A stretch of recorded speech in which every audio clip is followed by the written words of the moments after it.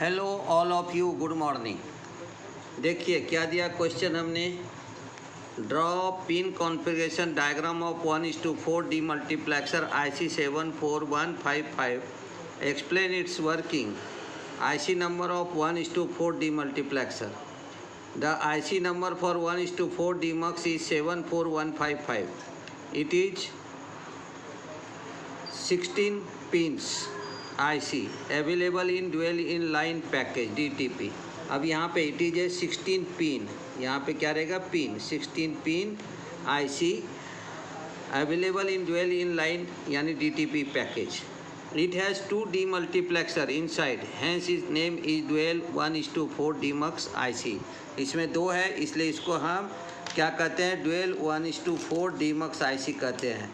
यानी इसमें आपको यहाँ पे दो जो है, 2 डीमक्स है, डीमक्स 1 और demux 2।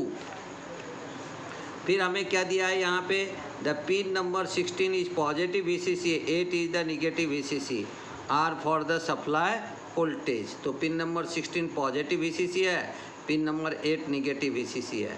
The 1:4 demultiplexer has 1 input data and 4 output Y0, Y1, Y2 and Y3। 2 select input S0 and S1 as well as 1 enable input जैसे द D। तो क्या दिया है, 1:4 डीमल्टीप्लेक्सर है, हैज़ 1 इनपुट डाटा इनपुट 1 हो गया, 4 output हो गया Y0, Y1, Y2 and Y3 and 2 select input हो गया S0 and S1 as well as 1 enable input that is known as G, जिसे कहते हैं हम स्ट्रोब।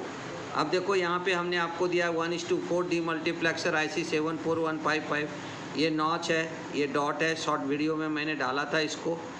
तो यहाँ पे देखो ये क्या हो गया हमारा, ये मल्टीप्लेक्सर नंबर 2 है।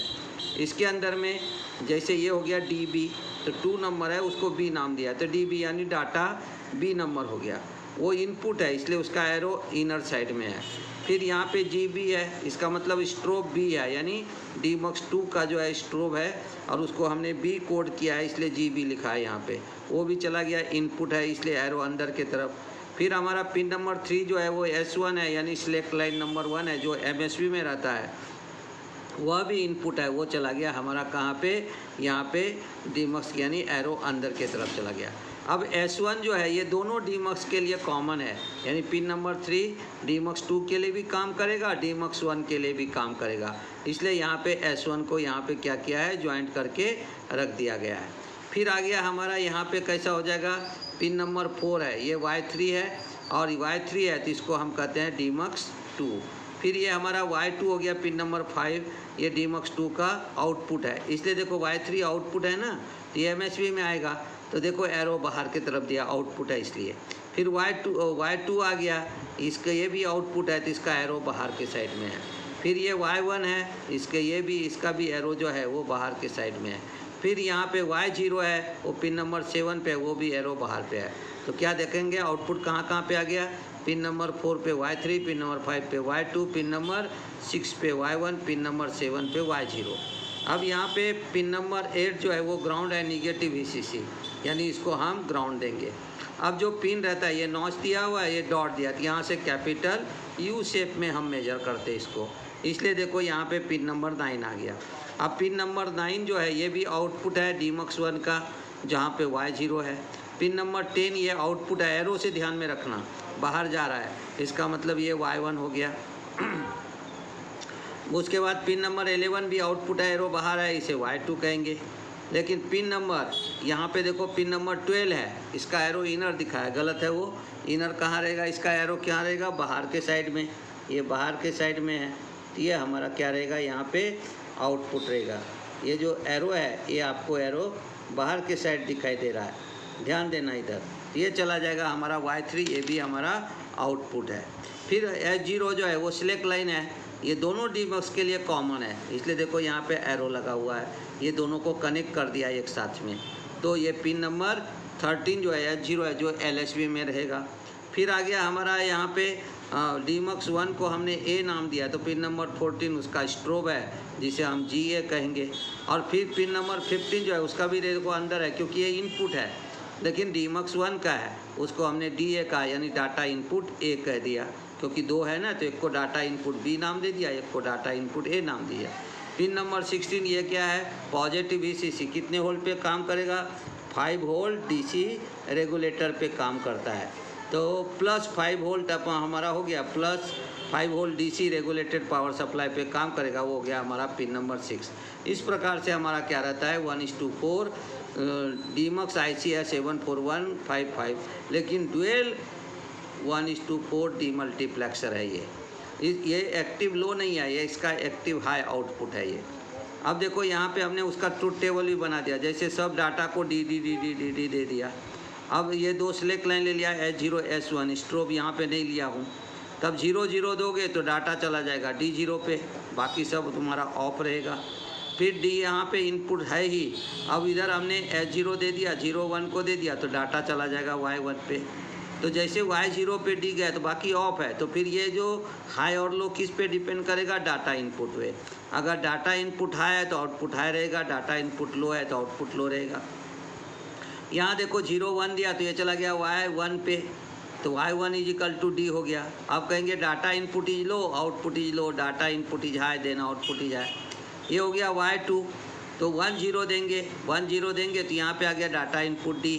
अब डाटा इनपुट D जो है वो अगर हाई है तो आउटपुट हाई रहेगा, लो है तो आउटपुट लो रहेगा। अब दे देंगे हम D है यहाँ पे 1 1, ये Y3 पे चला जाएगा, Y3 = D। अब डाटा इनपुट लो है तो आउटपुट लो रहेगा, डाटा इनपुट हाई है तो आउटपुट हाई रहेगा।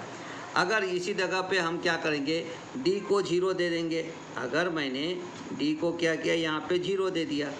अगर आप D को 0 देते हो तो आपका जो ये सर्किट है, यहाँ पे देखो, यहाँ पे इसको क्या कहेंगे, ये हो जाएगा हमारा यहाँ पे D = 0, ये दोनों चला जाएगा डोंट केयर कंडीशन में, इसे कहेंगे हम डोंट केयर कर जाए, और सर्किट हमारा क्या हो जाएगा, इनहैबिट। इसे इनहैबिट का मतलब हो गया डिसेबल हो जाएगा, सर्किट हमारा काम करना छोड़ देता है, क्योंकि आपने D को 0 दे दिया। तो ये इसके लिए एंड गेट का यूज करते हैं, हमने इसके पहले पढ़ाया, तो सभी एंड गेट डिसेबल हो जाता है, इसलिए सर्किट वहाँ पे वर्क करना छोड़ देता है। चलिए इसका 1-2 इम्प्लीमेंटेशन भी देख लेते हैं हम। यहाँ पे देखिए, अब क्वेश्चन दिया है, application of demultiplexer, it is use for the prepare the combinational logic circuit with multiple output. जहाँ पे कॉम्बिनेशनल लॉजिक सर्किट है वहाँ पे मल्टीपल आउटपुट बनाना है तो आप डीमल्टीप्लेक्सर का यूज कीजिए। अब एक क्वेश्चन लिया मैंने, implement the following multi output logic circuit using 1:4 demultiplexer. तो जैसे फंडामेंटल F1 दिया है समेसन 0 1, फंडामेंटल F2 दिया है समेसन 1 3, फंडामेंटल 3 दिया है समेसन 0 2 3। तो गिवन क्या है, F1 = समेसन 0 1 है, F2 = समेसन 1 3 है, और यहाँ पे दिया है F3 = समेसन 0 2 3 है। अब देखो यहाँ पे ट्रुथ टेबल कैसा लिया हमने, कि हमें यहाँ पे दिया हुआ है, तो हम क्या करेंगे, अब समेसन दिया है तो जो इनपुट यहाँ पे दिया है F1 के लिए उसको हाई करेंगे, रिमेनिंग को लो करेंगे। जैसे यहाँ पे देखो इनपुट दिया है आपको AB, अब दिया फंडामेंटल 0 0, तो F1 को देखते पहले, F1 में 0, F1 में क्या दिया 0 और 1, तो हम 0 को 1 कर देंगे और 1 को भी 1 कर देंगे, बाकी रिमेनिंग दोनों हमारा 0 हो गया। देखो 0 1 1 1 0 0 1 1 0। अब F2 पे चलो, F2 पे दिया समेसन 1 3, तो अब देखो 1 3 दिया है ना, तो 0 का 0 रह जाएगा, 1 का 1 हो जाएगा, और 2 तो दिया हुआ नहीं है तो 2 0 हो जाएगा, और ये जो हमारा 3 है वो हो गया हमारा यहाँ पे 1। F3 में चलो समेसन 0 2 3, तीनों 3 1 रहेगा। देखो 0 को 1 कर दिया, उसके बाद में 1 को हम 0 कर देंगे क्योंकि 1 यहाँ पे नहीं है, और 2 को भी 1 कर देंगे, 3 को भी 1 कर देंगे। तो ये समेसन से आपने ध्यान में रखना, जिसे हम सॉप इक्वेशन कहते हैं। अब क्या किया मैंने यहाँ पे देखो हमने ले लिया 1:4 डीमल्टीप्लेक्सर। अब इसमें ये डाटा इनपुट हो गया D, और ये ले लिया स्ट्रोब को ग्राउंड कर दिया तो एक्टिव हो गया। ये S0 और S1 हो गया, S0 हो गया LSB में, S1 हो गया MSB में, ये हो गया 0 1 2 3, ये एक्टिव लो आउटपुट है। अब यहाँ पे नैंड गेट यूज कर दिया। अभी हमने आपको बताया कि अगर आपको आउटपुट एक्टिव है तो हमें, ये एक्टिव लो आउटपुट है तो हमें अगर LED ग्लो करना है या किसी चीज़ को ड्राइव करना है तो उसके लिए हाई आउटपुट चाहिए, तो हम यहाँ पे क्या करते हैं, नैंड गेट का उपयोग करते हैं। तो देखो यहाँ पे हमने कर दिया 0 है, तो F1 को कौन कौन सा जाएगा, 0 जाएगा और उसके साथ में कौन जाएगा, 1 जाएगा। तो देखो 1 यहाँ से चला गया और ये 0 चला गया F1 को। F2 जो है, F2 को कौन कौन सा जाएगा हमारा, 1 और 3। तो देखो ये ये हो गया हमारा 1, ये F2 को चला गया और यहाँ से 3 चला गया। फिर हमारा क्या दिया गया है यहाँ पे, F3, उसको जाएगा 0, 2 और 3। तो अब हमने देखो जो हमारा F3 है उसको हम पहले तो 0 दे देंगे, देखो ये 0 आ गया। फिर हम वहाँ पे 2 दे देंगे, ये देखो 2 आ गया। फिर हमने यहाँ से ले लिया ये। तो ड्राइव करने के लिए हम ये NAND गेट लगाते हैं, लगे तो हम इसको नाम भी दे देते हैं N1, N2, N3, जो कि हमारा क्या है, NAND गेट है। इस प्रकार से हम उसको इम्प्लीमेंट कर सकते हैं। एक और हम आपको बता देते हैं, देखो क्वेश्चन दिया है, implement 2 input NOR gate, NOR and और an XOR gate using DMUX। अब क्या किया हमने, देखो ट्रूथ टेबल, देखो इनपुट ले लिया AB, NOR का क्या होगा, 0 0 1, रिमेनिंग सब 0 रहेगा। एंड का लेंगे तो पहले 3 0 रहेगा, 1 1 1 हो जाएगा। और का लेंगे तो A + B, ये हो गया हमारा 0, रिमेनिंग तीनों 1 1 हो जाएगा। XOR का लेंगे तो ऑड नंबर ऑफ इनपुट है देन आउटपुट है, तो ये दोनों हो गया हमारा 1 और 0 0 0 और 1 1 हो गया 0। ये ट्रूथ टेबल हमारे पास है।